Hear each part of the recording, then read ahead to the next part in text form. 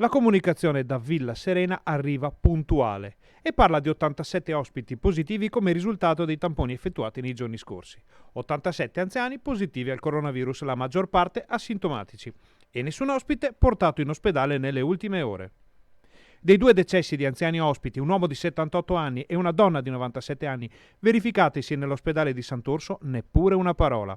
Eppure due vite si sono spente, portando il drammatico numero di decessi per coronavirus o con coronavirus almeno a 10. E il prossimo bollettino, come annunciato dall'ISAC, arriverà solamente lunedì.